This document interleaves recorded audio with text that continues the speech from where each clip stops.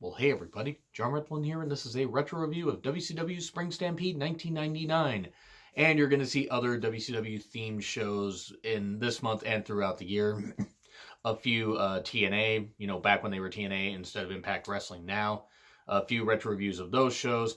And, a few other promotions if I can find the time. And I hope you guys do enjoy this content. So, yeah, the main reason I wanted to do this one is because the day I'm recording this, 20 years ago, is when this pay-per-view happened. And it's a pay-per-view I unfortunately wasn't able to be at. It was at the Tacoma Dome, which is only 70 miles, 75 miles from my house. But at the time, I just simply couldn't afford to go. I sort of regret and I sort of don't. I mean, it would have been nice to go, but it's not like something that haunts me, and will haunt me till my dying days. But looking at it, I was like, okay, with a lot of these retro reviews, I want to see how, well do the shows age? Do they age well? Do they age poorly? Because sometimes some of the older shows still hold up. This one, by and large, still holds up pretty well, even with some of the finishes. WCW is starting to spiral out of control at this point, let's be perfectly honest.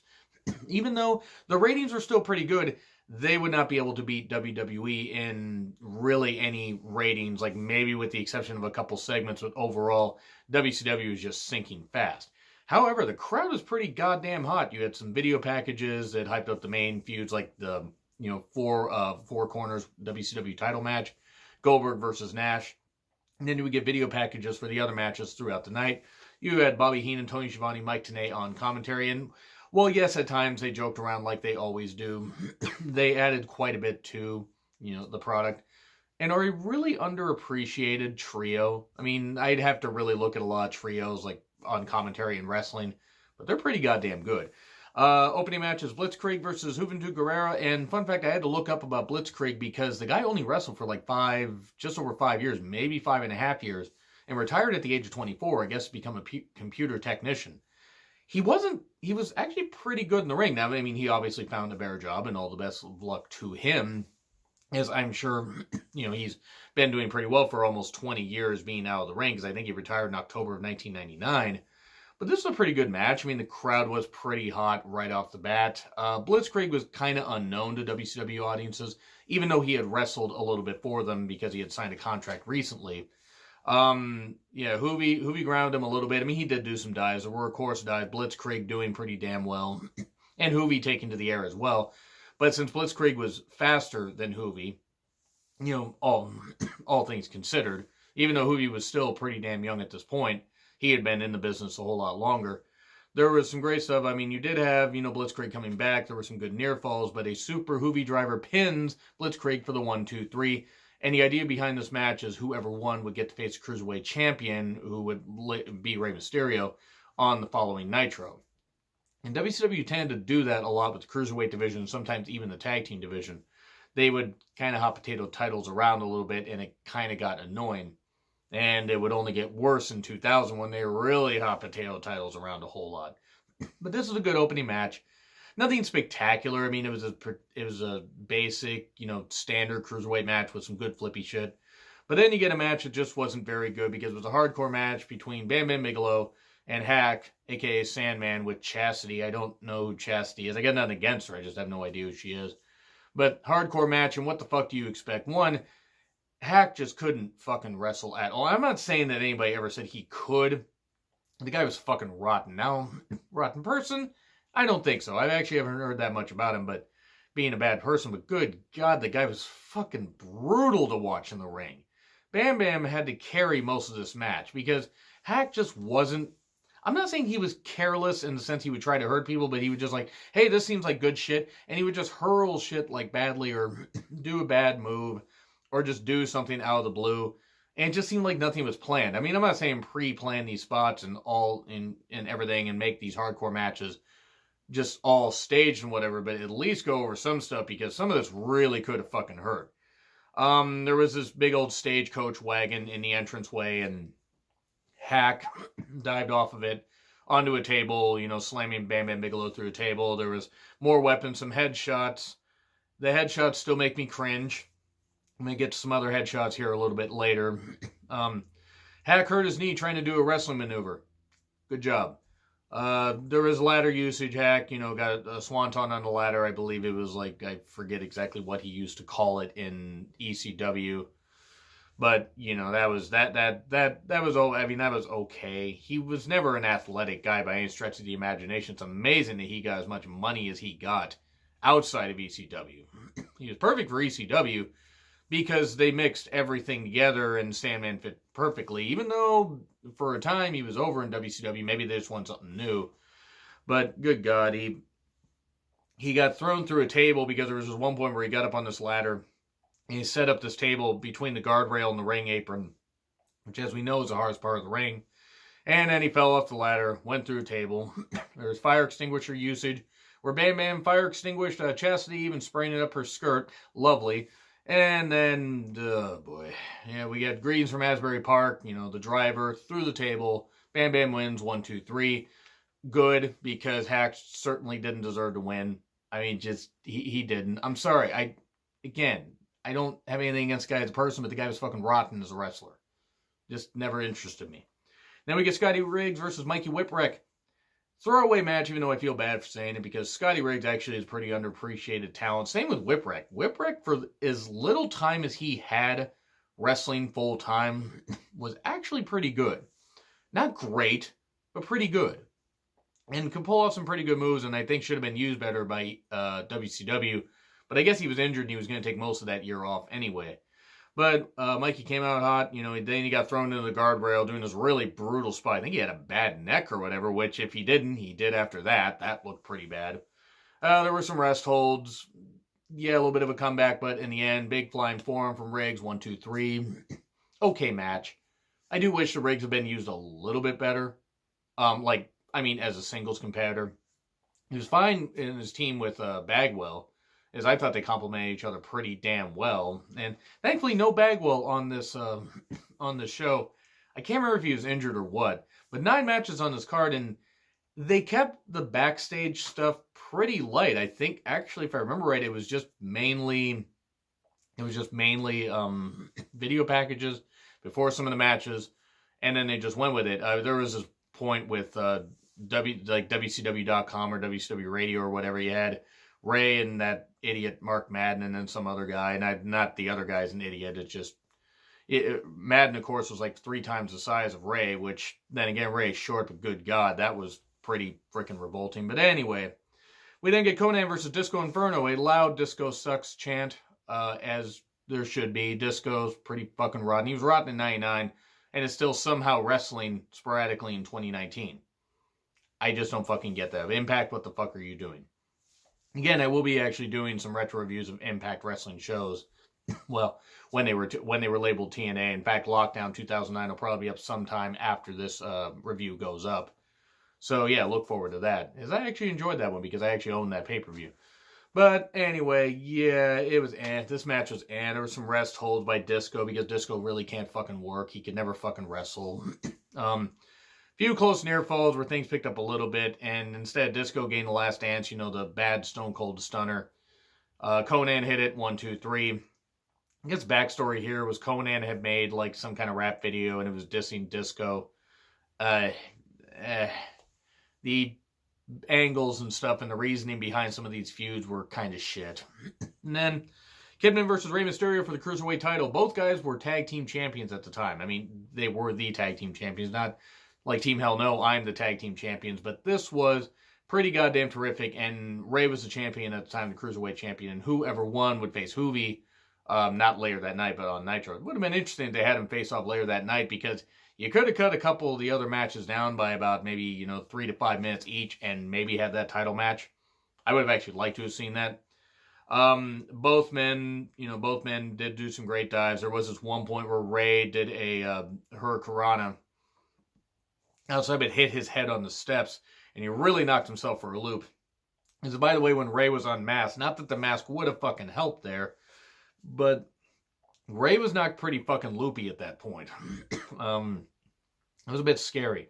And he was frustrated. He kicked the steps, and I mean, he obviously was frustrated, as anybody would be. Head injuries, concussions, no goddamn joke. Not that any injuries are jokes, but concussions are no goddamn joke. It did get a bit deliberate after that. Maybe that was because Ray did suffer a concussion or suffer an injury, and they were, he said, hey, let's take it a little easy for a bit. There were some rest holds, not that bad. These guys always worked well together, whether in tag teams or against each other. Some good near falls, serious big moves. Let's hit a power bomb. Let's hit this. Ray hitting some head scissors. But in the end, Frankenstein type Hurricanrana off the top. 1, 2, 3. Ray retains the Cruiserweight title in a very good match. Encourage you guys to go check out this one.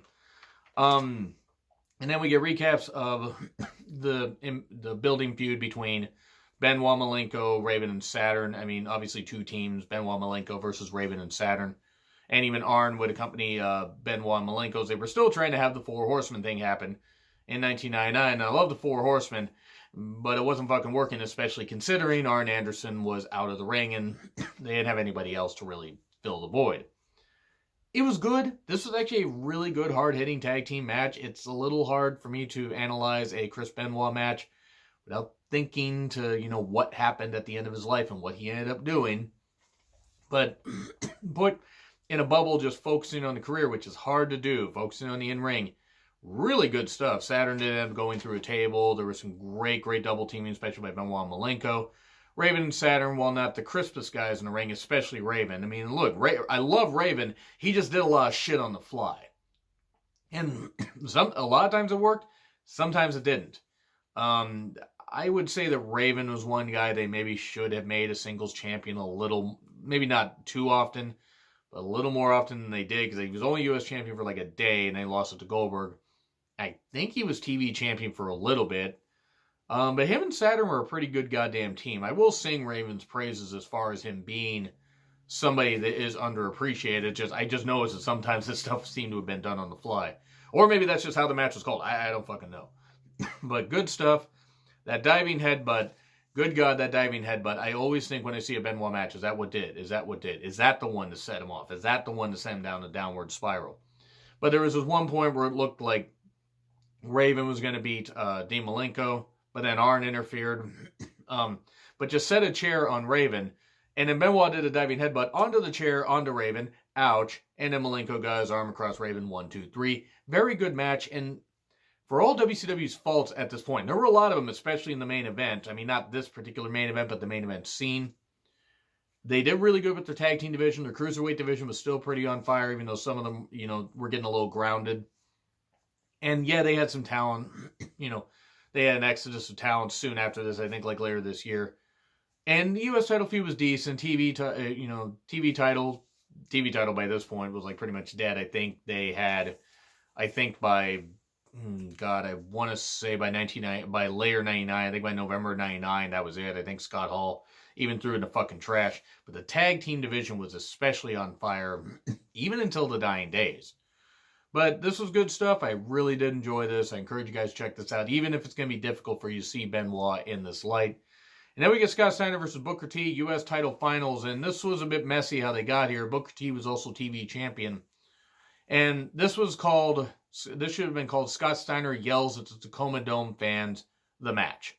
That's about what a third of this match was. The match time was like 15 and a half minutes. And at least 5 minutes of that was him yelling at the fans. Might have been half that. Might have been like half the match. It was good for what it was. Booker and Steiner always work well together. But yeah, there were some loud, massive steroid chants at Scott, which I'm sure infuriated him. I'm not saying that Tacoma Dome fans were wrong, though. I mean, they weren't. I love Scott, but come on. It's not like he was the only one, but yeah, that was pretty damn insane, and watching him get in the fans' faces. But yeah, Booker comes back. There was a lot of kind of bullshit in this. This might have been the weakest match of the night as far as a big title match. Yeah, chair usage outside, no DQ. Ref was apparently afraid of him. Low blow, no DQ. Booker comes back, a couple ref bumps. Frankensteiner for 2. It looked like Booker might get the victory maybe, but then Scott pulls a foreign object out of his tights, an illegal foreign object as opposed to a legal foreign object, hits Booker in the face, puts it back in his tights. Referee comes to 1, 2, 3. Scott Steiner is a new U.S. champion. Booker was a TV champion, by the way, at the time, so it's not like Booker left empty-handed. but it was what it was. And then we get Nash versus Goldberg. Not all that great.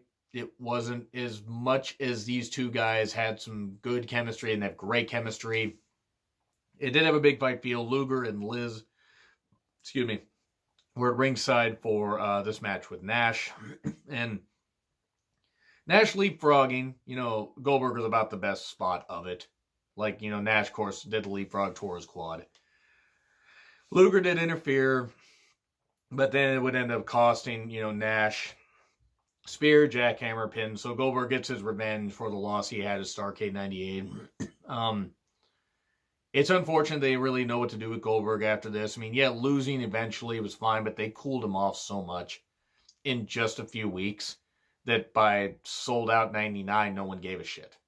And I mean, tell me I'm wrong. Look at the crowd from Starrcade 1998. Up to that main event, and maybe even after that. Look at the Finger Poke of Doom crowd by the end. In like just a week's time, they'd started to kill it. Then go to Sold Out 1999. The crowd was dead. The crowd just didn't give a shit, no matter how hard the talent tried. But anyway, yeah, Goldberg wins, avenges his loss. Then Hogan versus Flair versus DDP versus Sting. Randy Savage as a special guest referee. 4 corners, WCW title match. Flair was the champion and also the president for life because he had control of WCW at this point. This is when they were doing weird shit with Flair. And a lot of people, though not the weirdest shit they would do with Flair. This was good. This was pretty much the big fight feel you could get from, this match or this type of match with these type of talents. Even Flair and Hogan, especially Hogan at this point. I think it's pretty scary that DDP might have been no. I don't know if DDP was the youngest guy. DDP or Sting were the youngest guys out of like, anybody here. And it's not like either guy was necessarily, necessarily spring chickens. They all brought it. And DDP got a late start anyway doing wrestling, like as far as an actual full-time career. But anyway, good stuff. It started outside with Flair and Hogan. Sting and DDP paired off. There was a whole lot. Big schmoz. I encourage you guys to check this one out. It's really hard to call, but everybody got in their good spots. There was pretty much nonstop action for another quite a few minutes. And yeah, there were some slow down spots as you're going to get in any match like this. You got to give the match a chance to breathe. DDP at one point, after Flair had worked on Hogan's knee, did the Bret Hart, steel post figure 4 spot. And Hogan's knee popped. I believe it was either legit or Hogan went in there with a bad knee and this was a way to write him off because he wasn't on TV much after this for a few months. So I think he might have actually been taking time off for a knee. And also, I think his contract may have dictated that he got some time off. So maybe he just used it as a reason. Who knows? Yeah, so Hogan got taken to the back. Crowd was booing, so it's down to Sting, Flair, DDP. Good action between all three of these guys. Close near falls, diamond cutter attempts. Flair targeting Sting's knee. Does a figure 4. Flair ends up, low. It looks like he's going to get the tap out. Sting gets to the ropes. Savage kicks Sting's hand away and then drags Ric Flair to the middle of the ring, sort of, and then does the sky-high elbow and double crosses Ric Flair. We give it, and then he gets up in the corner, 1, 2, 3, starts the 10 count, which is weird in a 4 corners match or now 3 triangle match. Everybody gets back to their feet. Diamond cutter to Ric Flair soon after, 1, 2, 3. DDP wins the first of his 3 WCW titles.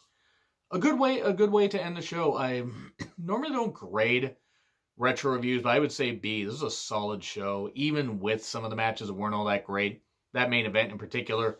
The cruiserweight action, the tag team match, I really did enjoy it. Now, yeah, there were some holes in the card, and some matches that maybe belonged on Nitro or even Thunder. But B, I really did enjoy this. So let me know what you guys think, and if there are other retro reviews you want me to do, especially stuff that's on the network, please leave it in the comments.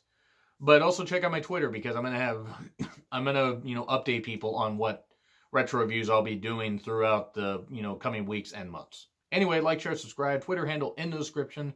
I'm John Ritlin. I will see you soon.